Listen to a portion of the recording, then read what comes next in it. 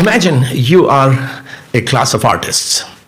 For 4 years you have been learning painting. And now this is your final exam.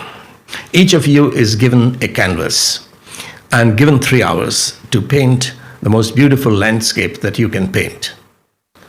You are the best in your class, so you start painting and you complete your painting in 2.5 hours. And you go out to take a bottle of Coke while the paints are drying on your canvas. And another student sitting behind you on your side looks at your canvas, and he or she knows that he's not going to get the gold medal. You are winning. So he dips his brush into a paint and splashes it on your canvas and goes back to working on his own canvas. You come back 5 minutes later, 10 minutes later, you look at your canvas, now it's ugly. Your masterpiece has been thoroughly messed up, damaged.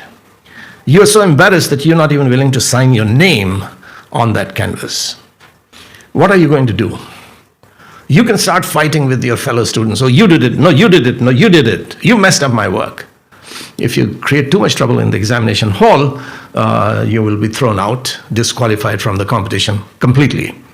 You might even get arrested if you're really becoming violent and aggressive. Your other option is to pick up a knife and to cut up that canvas into small pieces, throw it all in a dustbin, and get out of that hall, angry, fuming, how nasty your fellow students who studied with you for 4 years, how nasty they are. What has happened? Well, your enemy has won. You've lost. Your third option is to pick up your brush, and if you're a real genius, to turn each of that ugly spot into something of beauty.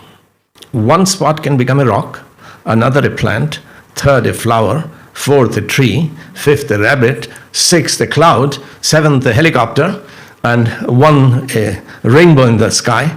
So in the last 20 minutes or so remaining, now your canvas has acquired greater depth, greater richness. You are not just a great creator, you are also a great redeemer, right? You have redeemed a messed up canvas. That's what the gospel is all about.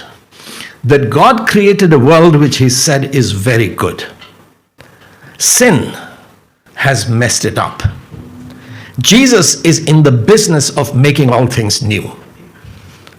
Art now is not just creativity, imagination, filling empty canvases and empty rooms with great music and great sound and great visuals, but it has a redemptive element, which is redeeming people from sin. God created a world which was beautiful to look at, which was precious and valuable. He said, this is very good. Sin has damaged it. Life is suffering. But the Savior came to save.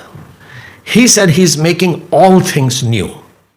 And a whole worldview has developed over the last 150 years or so, where Christians have no vision to have redemptive arts, to redeem nature, including human nature, what God had created, to make it beautiful. What we are trying to do is take souls to heaven.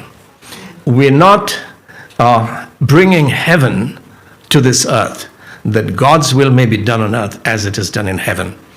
So that redemptive dimension of art is cultures. There is Hollywood, and there are artists, and there are novelists who are playing diabolical role to fracture family, to destroy culture.